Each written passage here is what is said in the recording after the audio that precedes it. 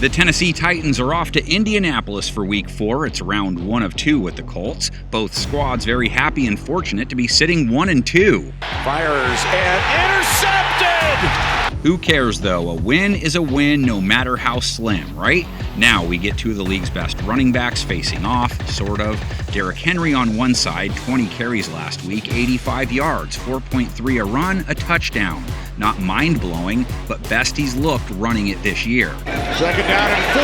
Henry, first down, still going, inside the 5. What kind of run defense is he up against this week? Indianapolis shut down every Chief who ran it, save Patrick Mahomes. I know, Casey's not known for running the ball, but they played good defense against what they faced. Edwards-Helaire, nothing there! Taking on the King isn't the same, of course. To better handle it, they'd love to have linebacker Shaq Darius Isn't Me Leonard out there helping. He was cheering them on last week, but not playing yet. Would also help their case if linebacker Zaire Franklin shows up like he did in Week 3. Jonathan Taylor will try and play the anything you can do, I can do better game.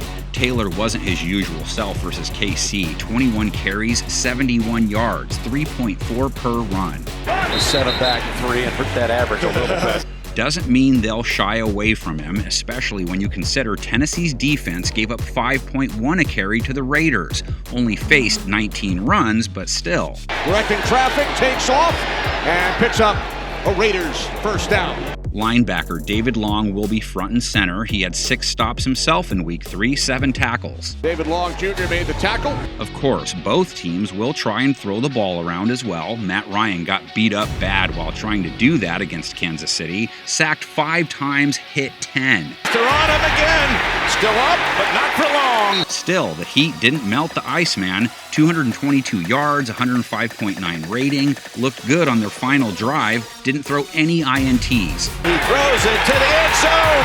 The Colts have taken the lead. Made a big difference having Michael Pittman back. Expect him to be the leader in targets. He was last week. Usually always is. Why not? 9 targets last week, 8 receptions, 72 yards. There's a great pass. And that's Pittman carrying Snead with him.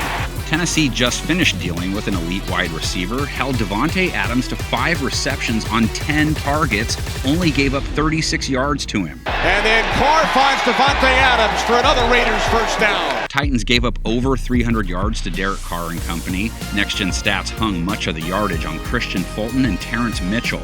However, all those yards on 44 throws, so just 6.9 per attempt, and they came up with a big INT while holding Carr to an 85.6 rating. Deflected and then picked off in the end zone. Titans can't lose track of Indy's Alec Pierce. He also came up with a couple big catches in their win. They need him to take hold of that Robin role. Titans passing attack, it will be led by Ryan Tannehill again. He's coming off a good game, 264 yards, 2 TDs, a pick, 98.4 rating. To the end zone, touchdown! He relied heavily on Robert Woods, 9 targets. The next highest was 6, and that was Henry.